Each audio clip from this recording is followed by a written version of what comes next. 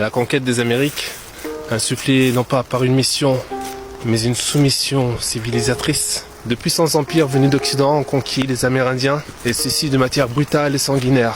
Comment était-ce possible qu'ils puissent résister aussi longtemps à une telle barbarie venue du confin de l'Occident? Débarquant au-delà des mers, quittant leurs vaisseaux, les voici pieds à terre, se prenant pour les maîtres de l'univers. Chers frères et sœurs, il faut que vous sachiez que les choses ne se sont pas totalement déroulées telles que l'on ne les a enseignées. Nous avions été particulièrement injustes envers les Indiens pour avoir terni leur image. Et ce qui ne sera difficile à admettre, c'est que en quelques décennies, ce peuple, si courageux et fier qu'il soit, fut décimé par l'action néfaste des Blancs. Belliqueux, qui aiment la guerre et empreint d'un esprit guerrier. Et dites-moi donc, comment ne pas prendre pour ennemi le premier visage pâle, lorsque pour premier contact, lors d'un premier refus, la tête de chef de tribu l'on empale?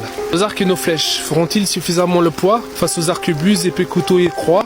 Poids plume versus poids mouche, Walter et Coq. De tous, les Français nous aiment et ceci est réciproque. Nos jeux d'alliance se déploient au-delà d'un ring et leurs cadeaux affluent. Alliance ring, ring. Dans l'épisode précédent, nous découvrions que des Européens foulaient la terre d'un continent qui leur a été jusque-là inconnu. Et ceux cherchant à détourner des lois en vigueur ne leur permettant pas d'accéder si facilement aux Indes. L'Espagne et le Portugal n'ayant pas le monopole afin de se ravitailler en épices. Ce n'est qu'après moult confusions que la Blanche Colombe laissera le soin à Christophe Colomb ouvrir la voie à 2 millions de colons.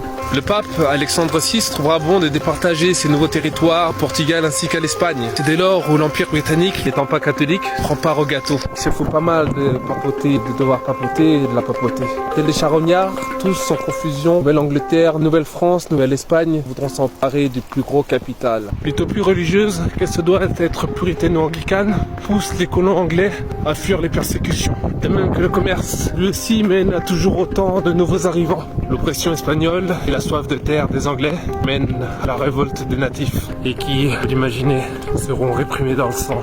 Les Iroquois échangent peaux de castor et de cerfs contre chevaux et armes à feu. Les colons affluent sur la terre des natifs, ces derniers se révoltant contre l'intrusion des puritains ainsi que l'intrusion de l'alcool dans leur société, les conduisant une fois de plus, vous l'imaginez, être réprimés. C'est le début de l'expansion des tribus nomades qui ont très rapidement su s'adapter aux dérèglements socio-démographiques de leur pays. Les tribus indiennes apprennent à monter les chevaux pour lancer des raids toujours plus loin.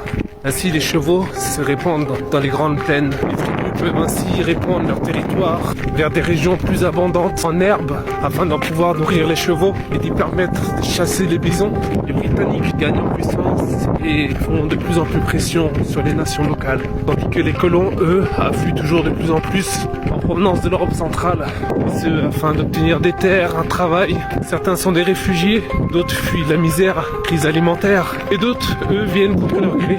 C'est le cas des esclaves. Se voyant repousser toujours plus vers l'ouest, les Indiens ne sont pas décidés à se laisser faire. Les colonies françaises et espagnoles sont dépassées par les événements et comptent composer leur petit nombre par toujours plus d'alliances.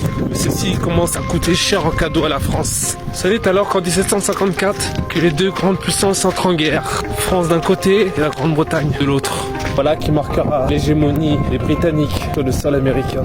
Tandis qu'en Europe s'est déroulée la guerre des 7 ans. Comprenez par là que la Grande-Bretagne en sortira victorieuse, qui ne permettra plus à la France de posséder de colonies en Amérique. Les Britanniques ne voient pas les nouveaux territoires comme des îlots de colonies au milieu des nations, plutôt comme des territoires entiers où ils peuvent s'y installer librement. Il remplace par ailleurs le système d'alliance français par un système de domination, concluant l'arrêt des ventes d'armes, concluant l'arrêt des cadeaux d'alliance, et tout ceci sous forme de mépris à l'égard des natifs. Pour calmer les esprits, le roi de Grande-Bretagne garantit des territoires au-delà des montagnes aux peuples indiens, où les colons britanniques n'auront pas le droit de s'y installer. Pendant ce temps, la guerre de 7 ans pousse la Grande-Bretagne à augmenter ses droits de douane ainsi que ses impôts envers les colonies, sans pour autant les intégrer dans le Parlement britannique, ce qui aura pour conséquence de créer un fossé toujours plus grand entre les colonies et la métropole.